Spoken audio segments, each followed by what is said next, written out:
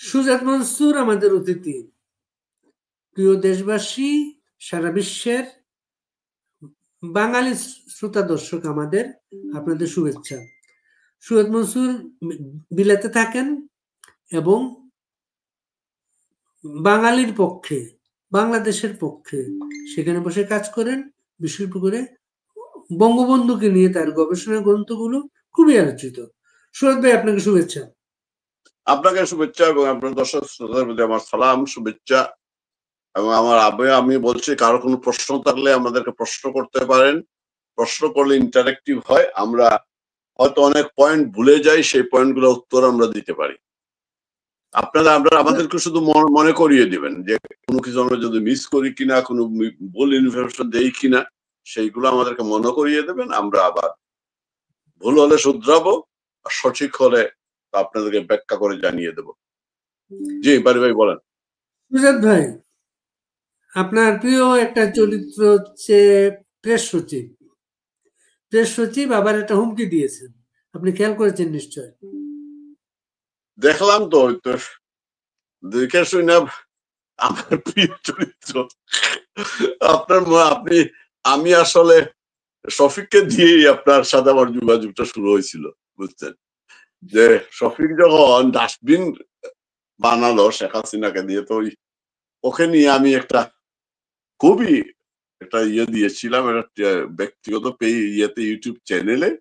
সেইটা বেশ একজন নবীন ইউটিউবার হিসাবে, একজন অপেশাদার, আমি তো অপেশাদার ইউটিউবার হিসাবে ওই ইয়েটা অনেকের ভালো লাগছিল।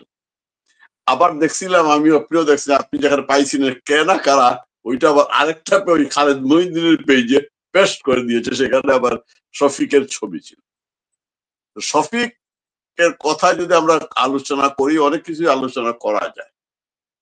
স্বৈরাচার কাহাকে বলে, ক্ষিত প্রকারক কি কি,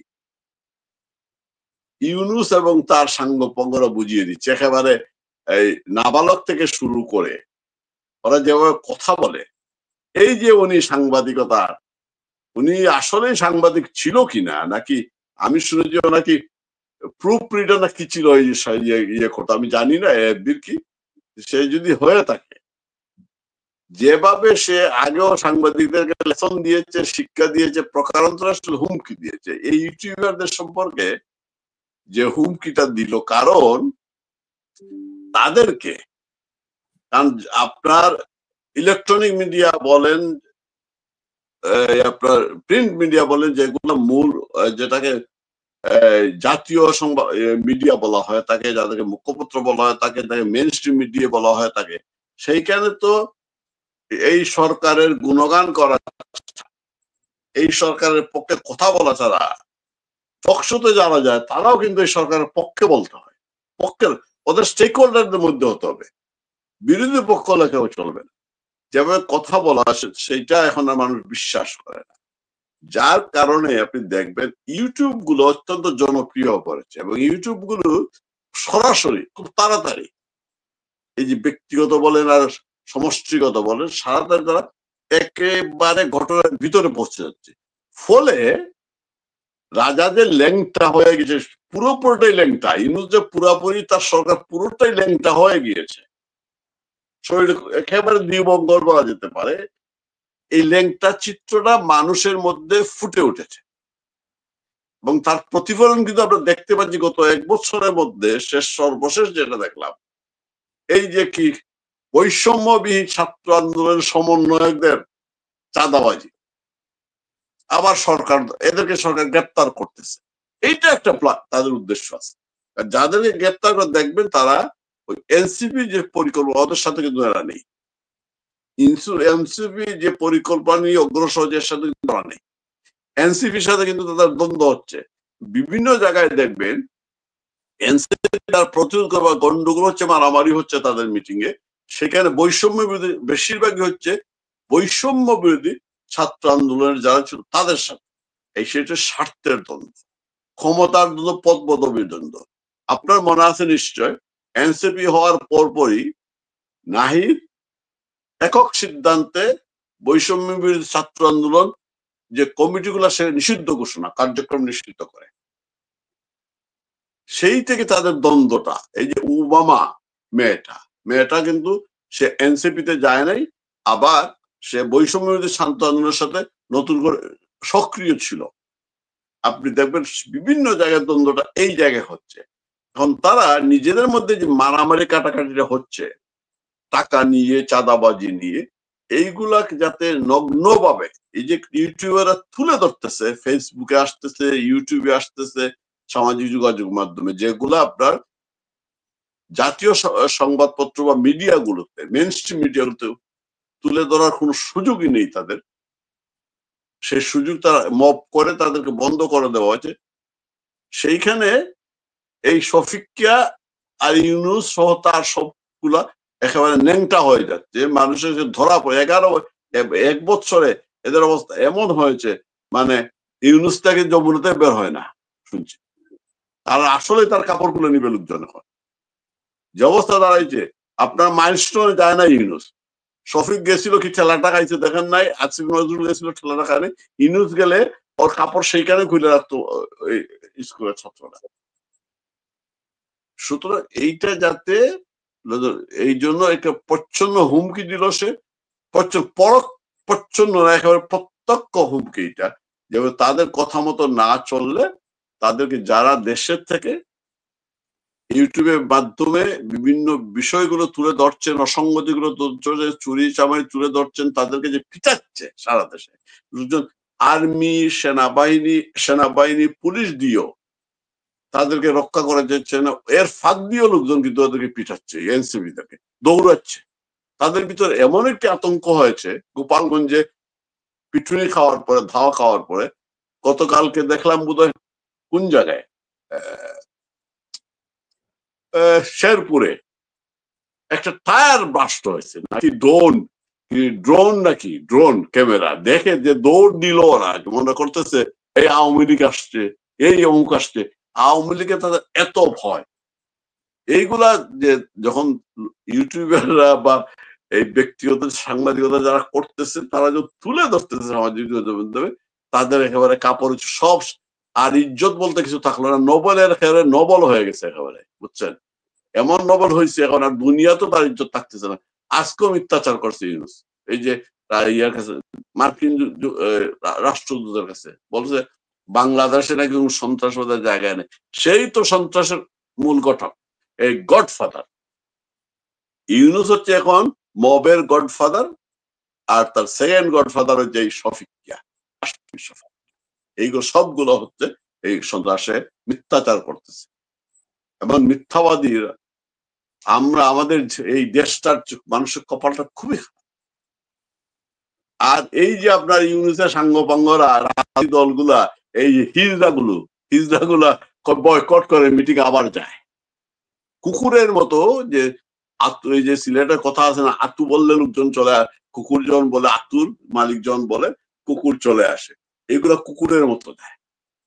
এই যে ঐক্যমতের মিটিং, বিএনপি নাকি বের হয়ে আসলে ওয়াক আউট করে, লজ্জাশরম আছে এদের, লজ্জাশরম আছে এদের।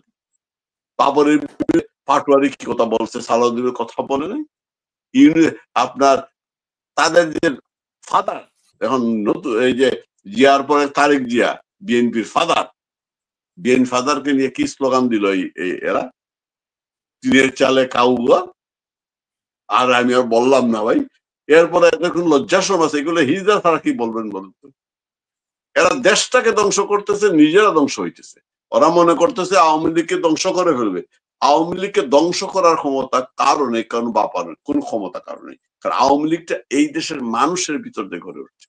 আওয়ামী লীগ ধ্বংসের নামে নিজেরা ধ্বংস হইতেছে, শেখ হাসিনাকে শেষ করার নামে নিজেরা শেষ হচ্ছে, দেশটাকে শেষ করতেছে। এই জন্য তাদেরকে ভবিষ্যতে জবাবদিহি করে, প্রত্যেকটা বিচার, প্রত্যেকটা জনগণের হাতে এদের ধুলাই খাবে এরা। বেশি দিন বাকি নেই, বাড়িবে বেশি দিন শুরু হয়ে গিয়েছে ধুলাই দেওয়া। এখন নাকি ভাই, আমি তো দেশে সাংবাদিকতা করছি, ছোটখাটো একটা সাংবাদিক ছিলাম, মোটামুটি সবাইকে চিনতাম বা তারাও আমাকে চিনতো। আমি শফিককে কখনো সাংবাদিকতায়, আমার মনে নাই কোথাও আমি দেখেছি কিনা তাকে। আমি নাম শুনি না ভাই, কিছুটা খবর তো রাখি। এখন শফিকের নাম শুনিনি, হঠাৎ শুনি শফিক প্রেস সেক্রেটারি। এবং সে এখন আমি শুনছি অনেকেই বলছে এই যে জুলাই আন্দোলনের সময় তার অফিসটা তার অফিসটা এই যে এদের অফিস হিসেবে ব্যবহার হয়েছে। হিজবুত তাহরির শিবির এদের অফিস হিসেবে ব্যবহার হয়েছে এবং এরা নাকি ওই অফিসে বসে কাজ করতো, অফিসে থাকতো, ঘুমাতো, কারফিউর সময় ওইখানেই থাকতো। এরা এইভাবে ইয়ে করছে সেটা। প্রেস সচিব বাংলাদেশে খুব বিশ্রী একটা অবস্থা, যেটা বাংলাদেশে তথ্য মন্ত্রণালয় আছে, বাংলাদেশের গভর্নমেন্টের তথ্য কর্মকর্তারা আছেন, তারপরে তথ্য সচিব আছেন, কিন্তু বাংলাদেশে প্রেস সচিব হচ্ছে উনি প্রধান উপদেষ্টা, বাংলাদেশ গভর্নমেন্টের না, তথ্য মন্ত্রণালয়ের না। উনি এমন একটা পরিস্থিতি তৈরি করছেন, উনি সর্বেসর্বা এবং উনি যেহেতু সাংবাদিক, যদি সাংবাদিক হবেন সাংবাদিক বান্ধব, সাংবাদিকদের উদ্দেশ্যে কথা বলার কিছু আর্ট আছে, কিছু ভদ্রতা আছে, সব উনি কিন্তু হুমকি দিয়ে দিলেন, ইউটিউবে হুমকি দিয়ে দিলেন। এখন ইউটিউবে তো শুধু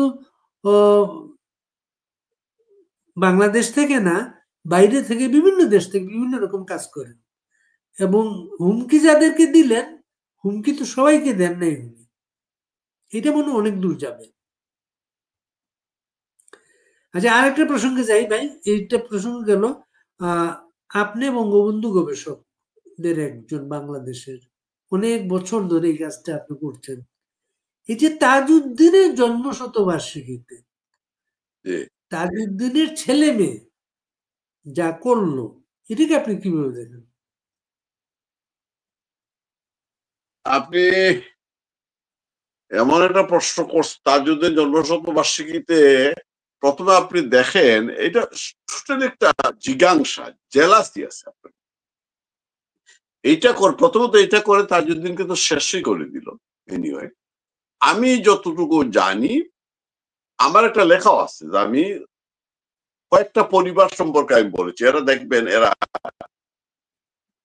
জেনেটিক্যালি জেলাসি থেকে এরা বঙ্গবন্ধু পরিবার বা বঙ্গবন্ধু সম্পর্কে বিরোধিতা করে। প্রথমত আমি বদরুদ্দিনের বই পড়ি না। অনেকে বলে কেন পড়েন না? পড়লে এইগুলো জানার কিছুই নেই। সব কথা শেষ করতে এসে বঙ্গবন্ধুকে গালি দিবে বঙ্গবন্ধু পরিবারের উদ্দেশ্যে। বঙ্গবন্ধু যদি পাকিস্তানি, উনি পাকিস্তানের পক্ষে, সে বাংলাদেশ, আর বঙ্গবন্ধু যেহেতু বাংলা স্বাধীনতার পক্ষে নাই। কারণটা হচ্ছে, তার ধারণা হচ্ছে বদরুদ্দিন ওমরের যে শেখ মুজিবুর রহমান তার বাবার কাছ থেকে রাজনীতি শিখেছেন, আবুল হাশিমের কাছ থেকে। শুধু তার বাবা জাতির পিতা হওয়ার কথা, শেখ মুজিবুর রহমান জাতির পিতা হবে। আসেন আপনি তোফাজ্জল হোসেন মানিক মিয়া, ব্যারিস্টার মইনুল হোসেন বা যারা দেখবেন, এরা কিন্তু এই পরিবারের বিরুদ্ধে। কেননা তারা মনে করে তোফাজ্জল হোসেন মানিক ভাই ছিলেন থিঙ্ক ট্যাঙ্ক, তিনি বুদ্ধিদের বঙ্গবন্ধু চলতেন। আসেন আপনি এই যে ডেইলি স্টার সম্পাদকের নামটা কি? মাহফুজ আনাম। মাহফুজ আনাম। তার বাবাকে আবুল মনসুর আহমদ। আবুল মনসুর আহমদ। আবুল মনসুর আহমদ বঙ্গবন্ধুর সিনিয়র ছিলেন, সোহরাওয়ার্দীর কাছের মানুষ ছিলেন। তার ধারণা হচ্ছে আবুল মনসুর আহমদ তো জাতির পিতা হইতে পারলো না, বঙ্গবন্ধু কেমন করে হয়? এই দেখেন আপনি আসেন, এদের ধারণা হচ্ছে যে তাজউদ্দিন আহমদের, এদের ধারণা হচ্ছে তাজউদ্দিন এটা দুষ্টা আমাদের ভাই।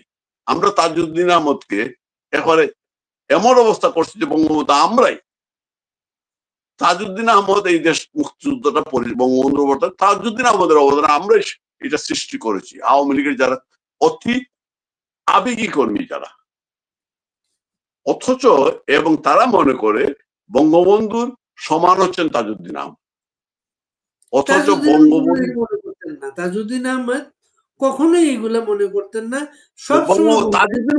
তাজউদ্দিন মনে করেন নাই।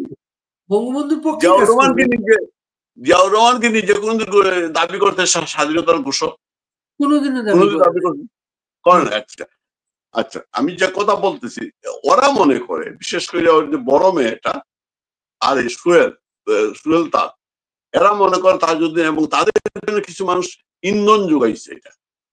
এই যে দাবিটা উঠছিল, আপনাকে বলি যে 10ই এপ্রিলকে আপনার প্রজাতন্ত্র দিবস, আমি এটা সম্পূর্ণ বিরুদ্ধে।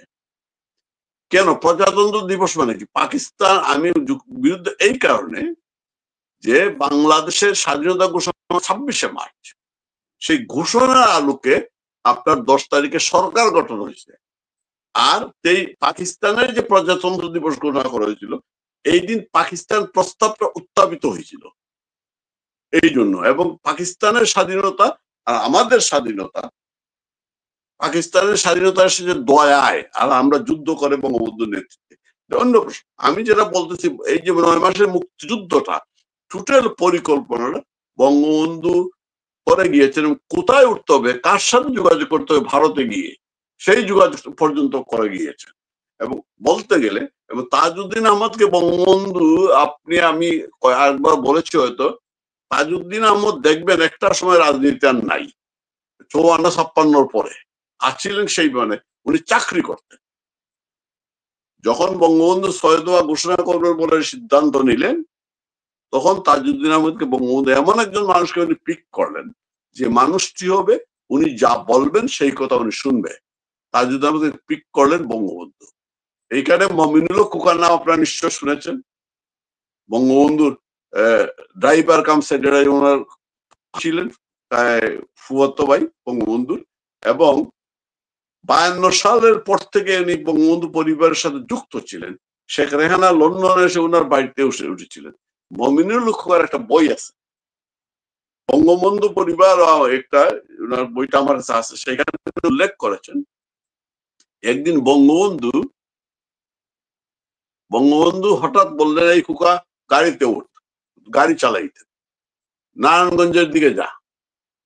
খোকা নারায়ণগঞ্জের দিকে গেলে, গিয়ে দেখেন একটা স্টিল ফ্যাক্টরিতে তাজউদ্দিন আহমদ, খোকা লিখছেন, আমরা গিয়ে দেখলাম একজন লোক বেটে খাটো খাটো মন দিয়ে কি লিখছেন। বঙ্গবন্ধু গিয়ে বললেন, তাজউদ্দিন অনেক হয়েছে, আন না, উঠো। তাজউদ্দিন বলতেছেন যে আমি তো এখানে কাজ করছি, আর কাজ করতে হবে না। তারপরে জিজ্ঞাসা করলেন, তাজউদ্দিন আপনি খবরটা পেলেন কোথায়? আমি এখানে আসি, আপনি কে বললো? লিলি বলেছে। লিলি হচ্ছে জহুর তাজউদ্দিনের ডাক নাম। লিলি বলেছে তুমি এইখানে আসো, তোমাকে আর কাজ করতে হবে না, তুমি চলো আমার সাথে। এই তাজউদ্দিন আমাকে নিয়ে আসলেন। পরবর্তীতে ওনাকে সাংগঠনিক সম্পাদক করলো আওয়ামী লীগের। তার বঙ্গবন্ধু তখন সেক্রেটারি হলেন, সোহরাওয়ার্দী প্রেসিডেন্ট। কিন্তু সোহরাওয়ার্দী মরার পরে তর্কবাগীশ হলেন প্রেসিডেন্ট কিছুদিনের জন্য। এরপরে বঙ্গবন্ধু হলেন প্রেসিডেন্ট, তাজউদ্দিন হলেন সেক্রেটারি। সেই বঙ্গবন্ধু এমন একজন লোককে তিনি, যার কারণে আমি বারবার এই যে বলি, শেখ হাসিনা ওবায়দুল কাদেরকে কেন বাদ দেন না? উনি রেখেছেন এই কারণে, তার সেকেন্ড ম্যান যে হবে সে যেন সবকিছু উনি যা ভাবেন, যা চিন্তা করেন, সেই পালন করে। একজন সেক্রেটারির মতো থাকবে। বঙ্গবন্ধু সেইভাবে তাজউদ্দিন আহমদকে নিয়ে এসেছিলেন একজন বিশ্বস্ত মানুষ হিসাবে।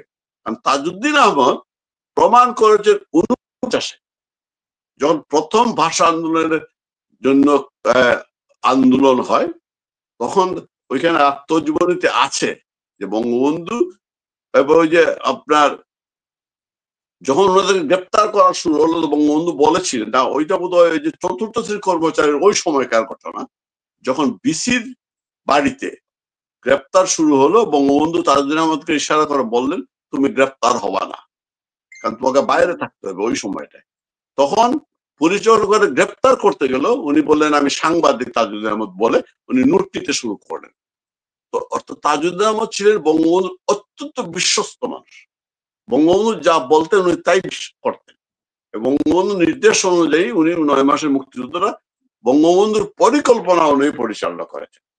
এবং এখন আরেকটা বিষয় হচ্ছে, ওই যুদ্ধের ক্রেডিটটা শুধু আমরা তাজউদ্দিন আহমদকে দিতে চাই না, 4 জন মানুষকে দিতে হবে একসাথে, এবং 4 জনই মারা গিয়েছেন। তাজউদ্দিন আহমদ একা মুক্তিযুদ্ধ পরিচালনা করেননি, মুজিবনগর চালাননি, সৈয়দ নজরুল ইসলাম, কামরুজ্জামান, মনসুর আলীদের কথা বলতে হবে। যৌথ নেতৃত্বে বঙ্গবন্ধুর অবর্তমানে মুক্তিযুদ্ধ পরিচালিত হয়েছে। সেই ক্ষেত্রে ওই যে বললাম না, সোহেল তারা মনে করে বঙ্গবন্ধু জাতির পিতা হলে তাজউদ্দিন আহমদকে ওরা ওই মর্যাদা, কিছু জাতির পিতা না হলে বঙ্গবন্ধুর সমমর্যাদায় নিয়ে যেতে চায়। যখন সেটা পারে নাই, তখনই জিজ্ঞাসা থেকে আজকে শুধু তাজউদ্দিন আহমদকে নয়, বঙ্গবন্ধুকে নয়, টোটাল মুক্তিযুদ্ধকে অপমান করে এই ডক্টর ইউনূসকে নিয়ে এইসব খেলা। সোহেল তাজ বিক্রি হয়ে গেছে অনেক আগেই, নষ্ট হয়ে গেছে অনেক আগেই। এর মধ্যে তাজউদ্দিন আহমদের ছেলে বডি বিল্ডিং, বডি দেখায় ইয়েতে, লজ্জা করে না? তাজউদ্দিন আহমদের মতো ছেলে সোহেল তাজ, সে বডি প্রদর্শন করে আইসে, তার নামই পড়ে গেছে বডি সোহেল। সোহেল তাজের প্রতি মানুষের যে সফট কর্নার ছিল আওয়ামী লীগ ছাত্রলীগের নেতা কর্মীদের, এখন কিছুই নাই। আর ওই মেয়েটা, ওই যে তার বোন একটা বই লিখেছে, সেইখানে সে লিখেছে অডাসিটি কি, বঙ্গবন্ধু নাকি জেল থেকে এসে তাজউদ্দিনের বাসায় গিয়ে তাজউদ্দিনের হাত ধরে বলেছিলেন, তাজউদ্দিন আমি প্রধানমন্ত্রী হতে চাই। কত বড় বিয়াদবের বিয়াদব। আমার তো মাঝে মাঝে সন্দেহ এই দুইটা তাজউদ্দিন আহমদ আসল সন্তান, এদেরকে পালিত আনা হয়েছে। এরা কি আসলে তাজউদ্দিন আহমদের ছেলে মেয়ে নাকি এরা পালিত? আমার তো মনে হয় তাজউদ্দিন আহমদকে ডুবাইছে, মুক্তিযুদ্ধের অপমান করছে। এই এরে যদি, আমি তো মনে করি এর আগে এই সোহেল তাজকে আগে গণধুলাই দেওয়া উচিত। এই সোহেল তাজকে আগে গণধুলাই দেওয়া উচিত। আর একটা বিষয় আমি জানি, আপনার নেতা খুব পছন্দের একটা মানুষ, অ্যাডভোকেট ফজলুর রহমান, উনি মুক্তিযুদ্ধের পক্ষে কথা বলেন, বঙ্গবন্ধুর পক্ষে কথা বলেন, এই দুইটা বিষয়কে ধারণ করেন, কিন্তু উনি বিএনপি নেতা। এটা ওই দুটো ধারণ করে বিএনপি করা যায় কিনা আমি জানি না। উনি কিন্তু সর্বশেষ একটা বক্তব্যে বলেছেন আওয়ামী লীগ মাইনাস ওনার বক্তব্যটা, উনি একটা জাতীয়তাবাদী দল চান, বাঙালি জাতীয়তাবাদী একটা দল চান, সেটা আওয়ামী লীগ না। আওয়ামী লীগের প্রতি খুব অ্যালার্জি, না 10 বছর আওয়ামী লীগ ফেরত আসতে পারবে না। কি বলবেন আমি ফজলুর রহমানকে যতটুকু চিনি জানি, আমি সরাসরি ওনার নেতৃত্বে ছাত্রলীগ করেছি।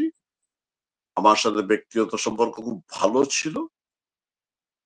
আজকে ওনাকে দল ছেড়ে উনি বিএনপি করেন, সেটা আমি তো কোনো অবস্থায় মেনে নিতে পারি না। কিন্তু আমাদের যেমন বাবরুল হোসেন বাবুলকে দল থেকে চলে যেতে বাধ্য করা, যার দায় অনেকটা আওয়ামী লীগের, জেলা আওয়ামী লীগের আছে, আমি সেটা একেবারে দায়িত্ব নিয়ে বলছি, আমি প্রমাণ সহ বলতে পারি।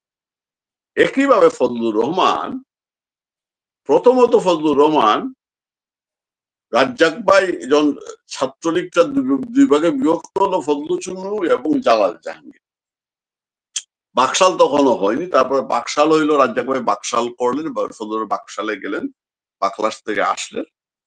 ফজলুর রহমানের যে নির্বাচনী এলাকার লোক, কারণ ফজলুর রহমান বা আমরা আওয়ামী লীগ মার্কা যারা রাজনীতি করেন, এরা তাদের একটা আকাঙ্ক্ষা থাকে, পার্লামেন্ট রাজনীতি করলেই ক্ষমতায় যেতে চান, এমপি হতে চান, একটা আকাঙ্ক্ষা থাকে। ফজলুর রহমান আমাদের নির্বাচনী এলাকার, আমি যে এলাকার পাশের নির্বাচনী এলাকা, যেখানে আমাদের হামিদ সাহেব রাষ্ট্রপতি হয়েছিলেন পরে, উনার নির্বাচনী এলাকা। প্রথমত ফজলুর রহমানের বড় ভাই ছিলেন বজলুর রহমান, উনি মুক্তিযোদ্ধা ছিলেন, উনি ইটনা উপজেলা আওয়ামী লীগের সভাপতি ছিলেন। উনাকে মেরে ফেলা হয় 80-র দশকের, এবং খুব সম্ভবত দলীয় কুন্দলের কারণে অথবা যে কোনো কারণে। আর হামিদ সাহেবের পরিবারের যে পারিবারিক দ্বন্দ্ব, আমি আবার একটু আগে পারিবারিক বলছিলাম না, হামিদ সাহেবের সাথে উনাদের স্থানীয়ভাবে দ্বন্দ্বটা আছে। এই দ্বন্দ্বের কারণে ফজলুর রহমান বারবারই ওই জায়গায় নমিনেশন চেয়েছেন, তিনি নমিনেশন পাননি, হামিদ সাহেবকে দেওয়া হয়েছে। কারণ হামিদ সাহেব পুরানো মানুষ এবং জনপ্রিয়, ফজলুর রহমানের জনপ্রিয়। একটা ঘটনা আমার মনে আছে, একবার উনি এমপি হয়েছিলেন 86-তে। আমার মনে আছে আমি ধানমন্ডি 32-এর সামনে দাঁড়িয়ে আছি, তখন আপনার গণতন্ত্রী পার্টি 8 দলীয় জোটের মেম্বার, তখন 8 দল, 86 নির্বাচনে তো 5 দল বের হয়ে গেল, 8 দল রইল। ওই যে জাসদ 5 দল বের হয়ে গেল না, আপনিও তো তখন দেশে 8 দল। 8 দলের গণতন্ত্রী পার্টির সঞ্জিত দা নেতা, সঞ্জিত দা তখন নমিনেশন ঠিক হচ্ছে জোটগত ভাবে 32-এ। তখন ফজলুর রহমান বের হয়ে আসলেন, না, সুরঞ্জিতা মিটিং ব্রেকিং এর সময় যে ব্রেক দেওয়া হলো, বের হয়ে আসলেন, আমি ফজলুর রহমানের সাথে ওই জায়গায় দাঁড়িয়ে আছি। ফজলু ভাই সুরঞ্জিতাকে বললেন, আমাকে ময়মনসিংহের যে কোনো জায়গায় নমিনেশন দেন, আমি পাশ করে আসবো। ওনাকে দেওয়া হলো ফজলুর রহমানকে ইয়েতে কিশোরগঞ্জ একে সৈয়দ নজরুলের আসনে। তখনও সৈয়দ আশরাফ লন্ডনে, তখন দেশে যাননি। ফজলুর রহমান ঠিকই ফাঁস করে আসলেন ওইখানে এরশাদের ওই ইলেকশনের সময়। 91-তে আইসা উনাকে আর সেইখানে দেওয়া হলো না। উনাকে কোন জায়গায় দেওয়া আমি জানি না, অত নমিনেশনই দেওয়া হয় নাই। উনাকে দেওয়া হলো সৈয়দ আশরাফ। দেখেন আপনি, এইদিকে হামিদ সাহেব, ওইদিকে আবার সৈয়দ নূর সাহেবের ছেলে। ফজলুর রহমান যাবে কোথায়? এই যে হতাশা থেকে বিভিন্ন ভাবে হতাশা, এবং ওবায়দুল কাদেরের সাথে ওনার একটা ওই যে অভ্যন্তরীণ ইয়ে ছিল, সেই কারণে একটা কারণে উনি প্রথম গেল গামসা লিগে, আমাদের কাদের সিদ্দিক গামসা লীগ। সেইখান থেকে তারপরে সেক্রেটারি হইলেন গামসা লীগের, তারপরে বিএনপিতে গেলেন। ওই যে স্বপ্নটা উনি এমপি হবেন, আর ওই যে জিজ্ঞাসা যে এই যে ইয়েটা, উনি মুক্তিযুদ্ধ বঙ্গবন্ধুকে উনি ওনার অন করতেছেন, কিন্তু আওয়ামী লীগকে অন করতেছেন না। এই আওয়ামী লীগকে উনি অন করেন না, কারণ উনাকে এই আওয়ামী লীগ কষ্ট দিয়েছে। এটা হচ্ছে তার ফিলিংস। আমাদের কথা হচ্ছে আমরা এত কষ্ট হলেও তো আপনি তো বিএনপিতে যেতে পারেন, চুপ হয়ে যান, আপনি স্বতন্ত্র ইলেকশন করেন, আপনি গামছাতেই থাকেন, কিন্তু আপনি তো বিএনপি। কষ্টটা এই জায়গায় যে এই উদীয়মান এই ধরনের মানুষগুলো আমরা হারিয়েছি। এখন যে ভূমিকা রাখতেছেন ফজলুর রহমানের প্রতি সবার শ্রদ্ধাবোধ আছে, কিন্তু এই মানুষগুলাকে আমরা হারিয়েছি। আমরা হারিয়েছি কাদের সিদ্দিকী, শুধু কাদের সিদ্দিকী। আজকে আমরা হারিয়েছি, বললাম না যে সিলেটের, আমি দায়িত্ব নিয়ে বললাম যে বাবুল হোসেন বাবুলকে কিভাবে বের করে দেওয়া হয়েছে, বের যে চলে যেতে বাধ্য করা হয়েছে। হ্যাঁ, বাবুল হোসেন বাবুলেরও এই মধ্যবিত্ত পরিবারে যারা রাজনীতি করে, আপনি যে তাদের একটা লুপ থাকে, এই লুপটা তো কেউ বের হয়ে আসতে পারে না ভাই। এমপি হতে চায়, জনপ্রতিনিধি হতে চায়, পয়সা বানাইতে চায়, এই চরিত্রটা আমাদের সবার। ইভেন যারা কমিউনিস্ট আন্দোলন করে তাদের মধ্যে আপনি সুনামগঞ্জের নজির হোসেনের ক্যারেক্টারটা দেখেন না, আরো অনেকেই আছে। আপনার নীলফামারী শামসুদ্দোহা ছিলেন, তাদের ক্যারেক্টার দেখুন। এই জন্য অনেকের উদাহরণ দেওয়া যাবে। আমার মনে হয় আপনি কি আমার তোরটা আমার বুঝতে পারি, আমি যতটুকু জানলাম ততটুকু বললাম বিষয়। আপনি বিএনপিতে যেতে পারেন। 28 তারিখ, আজকে 28 জুলাই। বাংলাদেশের গত বছর এই সময়টা বিশেষ একটা পরিস্থিতি ছিল। আজকের বাংলাদেশ এই 28 জুলাইতে বাংলাদেশ কোনো স্টেবল অবস্থায় নাই। বাংলাদেশ একটা অনিশ্চিত গন্তব্যের দিকে। কিভাবে দেখেন আপনি? আপনি কি এদের কাছে এটা এরা কি আপনি দেশটাকে তো স্টেবল করার জন্য এই ঘটনাটা ঘটায় নাই। এই যে মেটিকুলাস প্ল্যান বলে, তাদের প্ল্যান ছিল এই দেশটাকে যদি আপনার এটাও ব্যাখ্যা করতে হয়। এই যে দেখবেন এইটা একটা এনজিওর সরকার। এনজিওর ক্যারেক্টারটা কি? এনজিও পয়সা কোত্থেকে পায়? এনজিও যত আপনি গরিব হবেন তত আপনার জন্য পশ্চিমা দেশগুলো থেকে, ওই যে আমাদের লিল্লাতে যেগুলো কিছু মানুষ পশ্চিমা, আপনি অস্ট্রেলিয়াতে আপনি যান, কিছু মানুষ ব্যক্তিগত ভাবে, কিছু মানুষ সাংগঠনিক ভাবে চ্যারিটি দেয়, কিন্তু পয়সা দেয়। সেই পয়সাগুলা যদি গরিব না হন আপনি তো পাবেন না। সুতরাং প্রথম টার্গেট হচ্ছে এটা, এই দেশটাকে তারা গরিব বানাতে চায়, এবং গরিব বানাতে গিয়ে তারা ক্ষমতা দখল করেছে। নাহলে শেখ হাসিনা যেহেতু দেশটাকে যেভাবে দেশটাকে তিনি এগিয়ে নিয়ে যাচ্ছিলেন, সেই জায়গায় তাদের রুচি বন্ধ হয়ে গিয়েছিল এনজিওদের। এই যে সুশাসনের জন্য নাগরিক, এটা তো এনজিও। আজকে কোথায় সুশাসনের জন্য নাগরিক? এদের ফান্ড বন্ধ হয়ে গিয়েছিল। আপনি গরিব না হলে, আপনি যে উন্নয়নশীল দেশে, উন্নত দেশে ফান্ড আসে না। প্রথমত তারা তো এই দেশটাকে শেষ করে দেওয়ার জন্য, লুটে পুটে খাওয়ার জন্য, চাঁদাবাজি করার জন্য, একটা অকার্যকর রাষ্ট্র করার জন্য, সর্বোপরি দেশটাকে নিজেদের ক্ষমতা টিকিয়ে রাখার জন্য আমেরিকার গত 54 বছরের যে স্বপ্ন, যেটা বঙ্গবন্ধুর সময় করতে পারেনি, যেটা শেখ হাসিনার সময় করতে পারেনি, ইভেন বিএনপির সময় চেষ্টা করে করতে পারেনি, গণ বিভিন্ন কারণে সেই কাজটা আমেরিকা আজকে করতে চায় বলেই আমেরিকা এদেরকে বসিয়েছে, ওরা করিডোর চায়। সুতরাং দেশটা যে ভালো নেইবে আমরা সবাই জানি, এবং আমরা এখন তারা বলতেছে যারা সেই জুলাই ঘটিয়েছিল গত বছর যারা রাস্তায় তুষার, এই যে আব্দুল নূর তুষার লাল পতাকা ছিল না, জিল্লুর রহমান লাল পতাকা ছিল না, মানব জমিনের আমাদের মতিউর ভাই কি করে নাই, হ্যাঁ, মাসুদ কামাল, এই যে পান্নারা, এরা কি করে নাই, এই যে সাগলা আছেন সাগলা জাহেদ, আমি যাকে সাগলা জাহেদ বলি, সে তার কথাবার্তা এখন শুই নেন, পরিবর্তন নাই তার কথাবার্তায়। সুতরাং ওরাই তো বুঝতে পারতেছে এখন, আর সবচেয়ে, এবং ওরাই বুঝতেছে দেশটা কোন দিকে যাচ্ছে, এবং তারা যে চাইছিল বিএনপি, ওরা ওদের টার্গেট ছিল বিএনপি কে ক্ষমতায় নিয়ে আসা, সেই তাদের টার্গেটটা ফিল আপ হলো না, বরং বিএনপি শেষ হয়ে যাবে, দেশ শেষ হবে, বিএনপি শেষ হবে, বিএনপির অস্তিত্ব থাকবে না। সেই পরিকল্পনা, সেইভাবে বিএনপিকে নিয়ে যাওয়া হচ্ছে বিভিন্নভাবে এটা, এবং ওরা বুঝতেছে বলে আজকে ওরা কিন্তু সোচ্চার এই গভর্নমেন্টের বিরুদ্ধে বিভিন্নভাবে, বুঝছে। সুতরাং এই দেশটা ভাই মিলাইলে তো আমরা জানি কি দেশটাকে কোন জায়গায় নিয়ে গেছে। জুলাই সন্ত্রাস টু আরেক জুলাই চলে আসছে, সন্ত্রাস থেকে মবে চলে আসছে, এখন মবের রাজত্ব। এখন পুলিশ মিছিল করে, পদযাত্রা করে, আপনি দেখবেন এনসিপির পদযাত্রায় সেনাবাহিনী এবং পুলিশ, ওরা হচ্ছে সরকারি দলের ক্যাডার বাহিনী। এনসিপির একেবারে ডাইরেক্ট ক্যাডার হচ্ছে সেনাবাহিনী, বুঝছেন, ডাইরেক্ট এনসিপির ক্যাডার হচ্ছে সেনাবাহিনী, আর পুলিশ হচ্ছে অক্সিলারি ফোর্স, রাজাকারের মতো।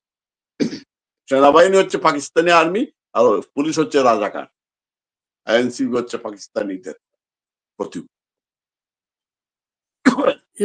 এনসিপিও তো একটার পর একটা অর্থনৈতিক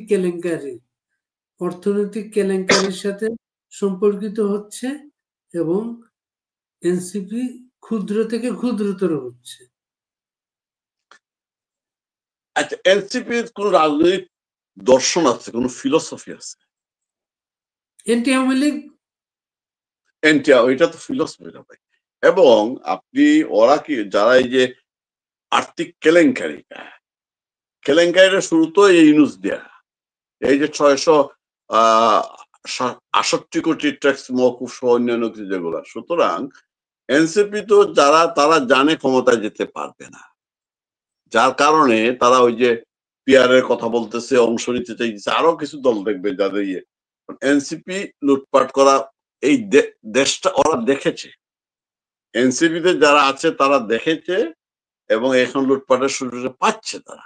এই যে দেখেন কি জুলাই শহীদ আবাসন প্রকল্প, সেইটা 3 গুণ 4 গুণ টাকা দিয়ে খরচ করে করা হচ্ছে, আবার বন্ধ হচ্ছে, আবার করার জন্য তুলপাড় শুরু হয়ে গেছে। এই যে সব কথা শেষ হচ্ছে, এরা লুটপাট করার জন্য আসছে ভাই।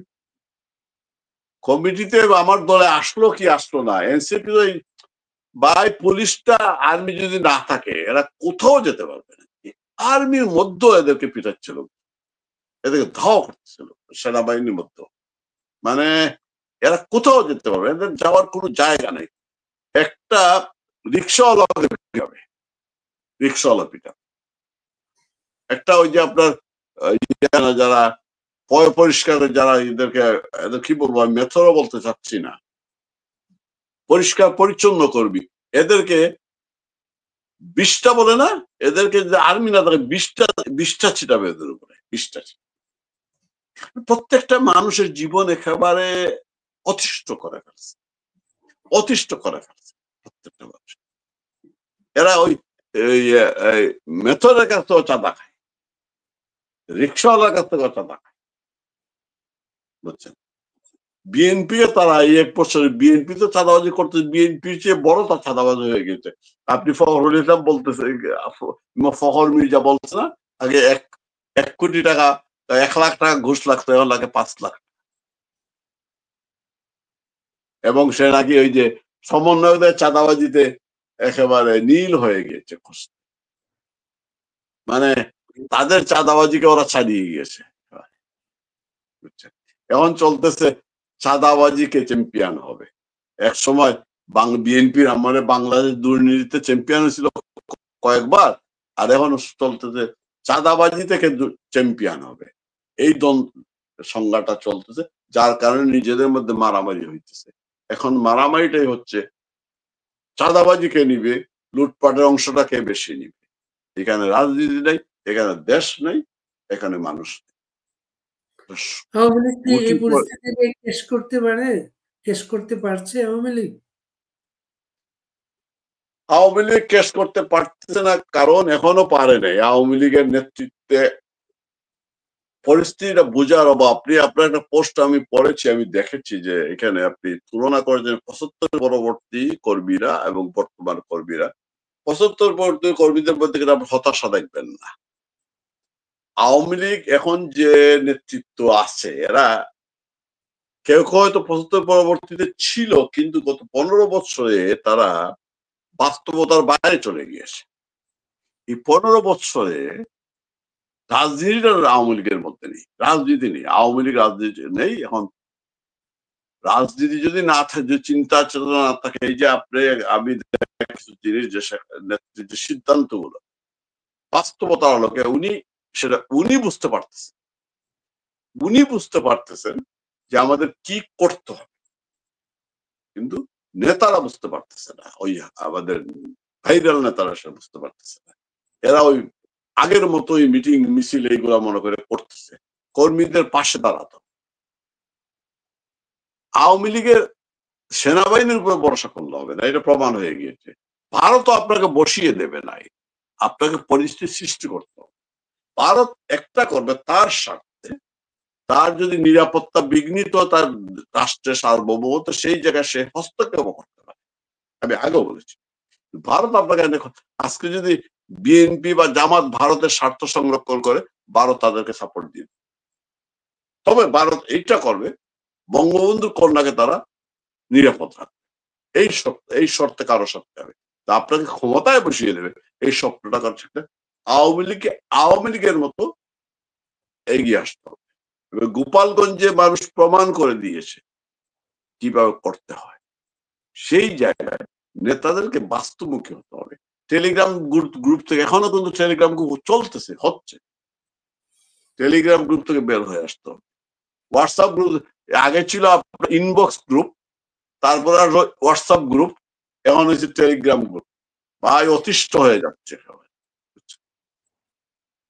আওয়ামী লীগ এখনো বুঝতে পারে নাই, আওয়ামী লীগের নেতৃত্ব এখনো বুঝতে পারে নাই যে দেশের অবস্থা এখন, এই যে সময়টা, এটা হট টাইম, এটা কাজে লাগাইতে পারে,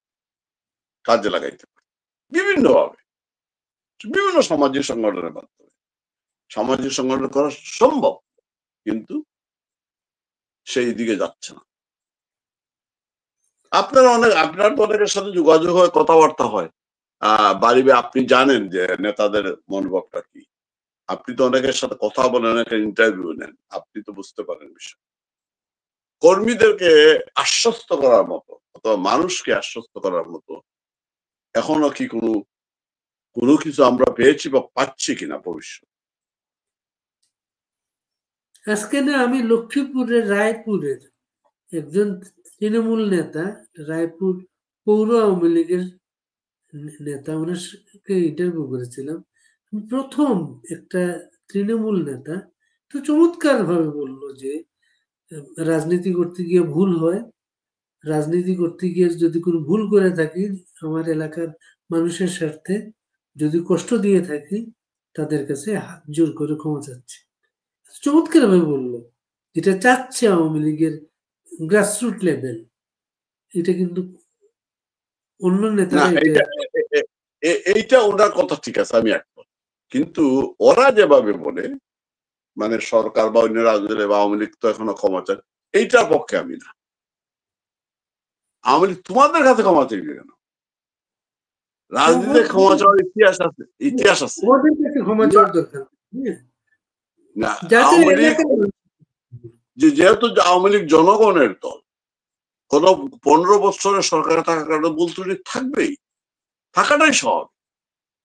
আপনি একটা পরিবার নিয়ে চিন্তা করেন, যে পরিবারের যিনি কর্তা থাকেন, তার ভুল ত্রুটি সবার প্রতি কিন্তু তিনি সমান নজরটা দিতে পারেন না। সুতরাং আওয়ামী লীগ রাজনীতি ক্ষমা চাওয়ার ইতিহাস রেয়াজ আছে, নীতি এটা।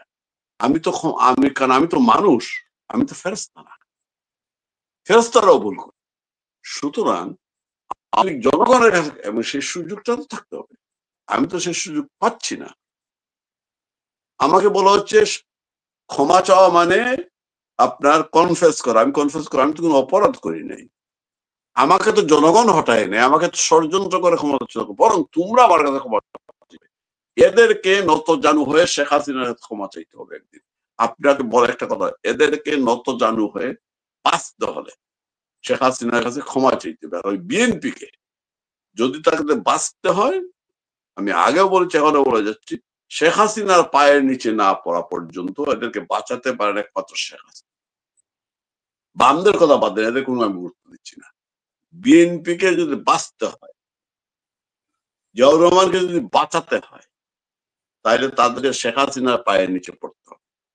আওয়ামী লীগ যাবে না। আওয়ামী লীগ এটা কেন শেখ হাসিনা পায়ের নিচে পড়তে হবে কেন? পড়তে হবে এই কারণে, এইভাবে রাজনৈতিকভাবে চিন্তা করতে হবে। বাংলাদেশের রাজনীতির পরিষ্কারভাবে দুই ভাগে বিভক্ত। একটি হচ্ছে মুক্তিযুদ্ধের পক্ষের শক্তি, আর একটা মুক্তিযুদ্ধের বিপক্ষের শক্তি। মুক্তিযুদ্ধের পক্ষের শক্তির একক নেতৃত্ব শেখ হাসিনা, আওয়ামী লীগের, এইখানে কোনো বিকল্প সৃষ্টি হয় নাই। বিপক্ষের শক্তির নেতৃত্ব নিয়ে চলছে কামড়া কামড়ি। জামাত এতদিন বিএনপির পিছনে ছিল, এখন জামাত সামনে যেতে চায়, বিএনপি কে তাদের পিছনে নিতে চায়। সেটা করতে গিয়ে তারা বিএনপি কে এমন ভাবে শেষ করতেছে, যখনই কোনো সমস্যা হয় যে বিএনপি কে একটু বিগড়ে যাওয়ার সম্ভাবনা দেখা যায়, তখন তারা আওয়ামী লীগের জুজুর ভয় দেখে। এই কারণে বলতেছি, তাদের নেতা আজকে কাওয়ার একটা লিডারশিপ, তারে দেশে আসতেছে না।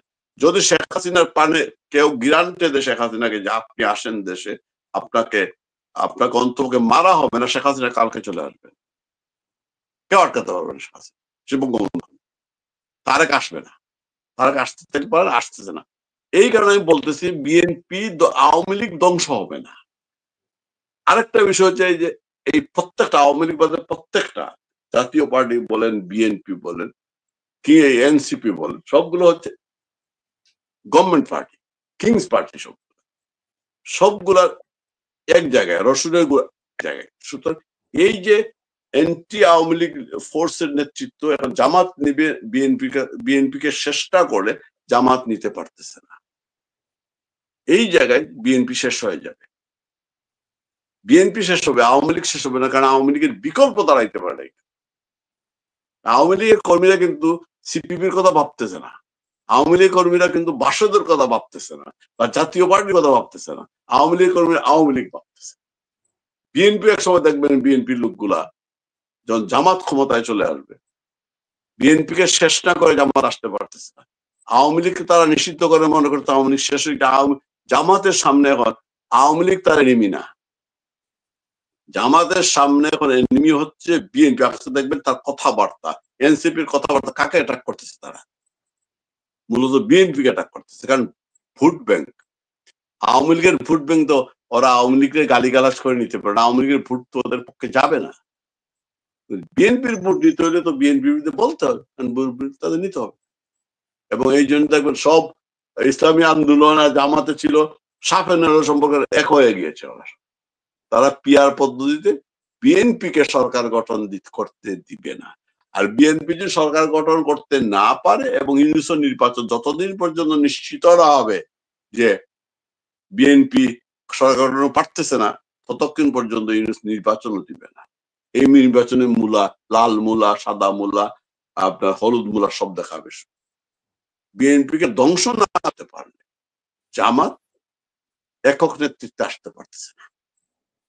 আর আওয়ামী লীগের বললাম না, এই জন্য বলতেছি, এখন বলেন বিএনপি যদি বাঁচতে হয়, তাহলে তাকে, আমি বিএনপির মুক্তিযুদ্ধের পক্ষে একজন মেজর আক্তারদের কথা বলতেছি, যারা মুক্তিযুদ্ধ, একজন ফজলুর রহমানদের কথা বলতেছি, তাদেরকে যদি বাঁচতে হয়, বিএনপির মধ্যে দুইটা স্রোতধারা, তো একটা অ্যান্টি লিবারেশন বিএনপি, একটা মুক্তিযুদ্ধ।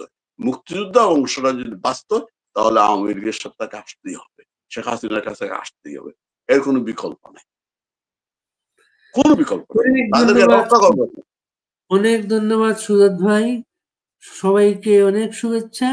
সুজাত ভাই কিন্তু নতুন একটা বক্তব্য নিয়ে আসলেন, বিএনপিকে বাঁচতে হলে শেখ হাসিনার কাছে আসতে হবে। প্রিয় দর্শক, আপনারা বিবেচনা করবেন, এবার আপনাদের মতামত দেবেন। ধন্যবাদ।